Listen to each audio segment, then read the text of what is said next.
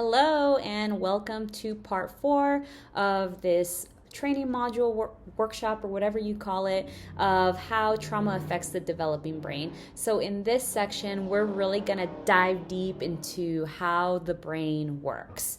And mind you, this is going to be a very, very simplistic way. We're not going to get into all the details of that, mainly because I have no idea how the brain works. I'm not a neuroscientist. However, this information is taken from a person by the name of Dr. Bruce Perry, and he's one of the leading psychiatrists in childhood trauma and how trauma really affects the brain. He's got a lot of books out there, particularly one that just came out with Oprah Winfrey called What Happened to You. If you haven't read it, it's a great read and you would learn so much.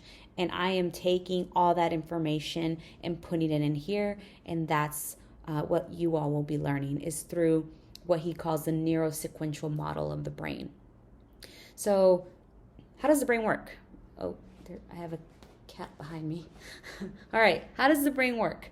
So we're going to look at it as a V, right? So at the bottom, you have your brainstem. So the brainstem back here. And our brainstem is really in control of what you see here, our body temperature, our breathing. It's stuff that we really don't think about. We don't have to tell ourselves, oh, time to breathe. No, it just naturally comes for us. Then we have this harder word, the diencephalon, which I always have a hard time pronouncing, and I'm probably pronouncing it wrong anyways.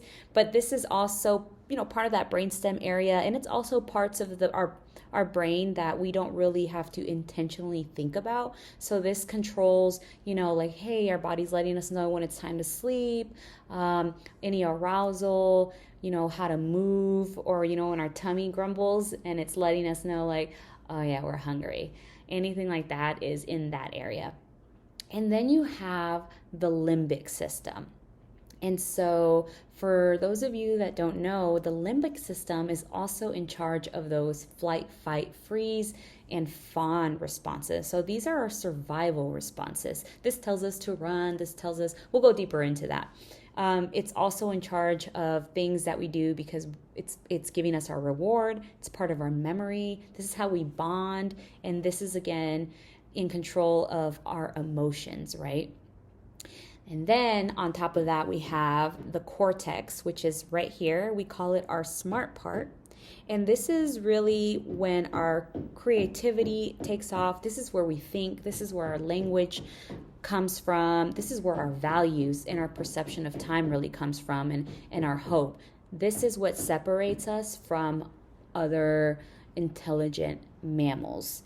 This lets us know, hey, don't yell at this kid in their face. They're only a kid. This lets us know we are the adult. It's our turn we need to take a step back before we can respond, right? That's what that is. All right, so with that being said, let's go into some of this information. So again, if I didn't explain it already, the brain processes information from the bottom up. So what does that mean? It means that when we're looking with our eyes or ears or anything with our senses, that information starts directly at the brainstem. So it's the first thing that gets processed, and then it goes up that V model, right? Then it goes into our limbic and then our cortex system. So a key point here is what happens when we're really stressed or when we feel threatened or experiencing a potentially traumatic event. Well, that limbic system is in charge. And so, that part again, that's in charge of your survival responses.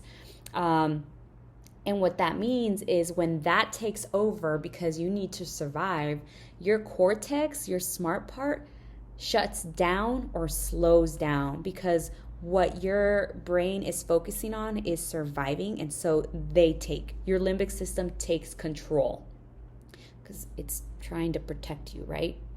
And so this is when you start really, let's say you're walking and all of a sudden you see someone walking by you, maybe getting closer, it's nighttime, maybe you're a smaller stature, a woman, anything like that, you're in a shady area. I don't know.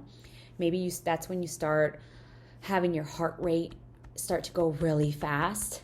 Maybe you start to sweat a little bit. This is your body letting you know, like, hey, my alarm's going off. Something about this character is not sitting right with me. So your body and your limbic system starts to prepare for a fight, flight, freeze, or fawn response to protect you. And so what's cool about the brain is that once you're out of that threat, once you're no longer stressed anymore, your brain starts to regulate again. Like, let's say you are now in a crowded area after this person was walking near you that seemed a little scary, and now you're with a bunch of people. You can be like, oh, okay, like, this is good. I'm relaxed now. Your heart rate starts to go down. Your palms aren't as sweaty. You're no longer preparing for a fight.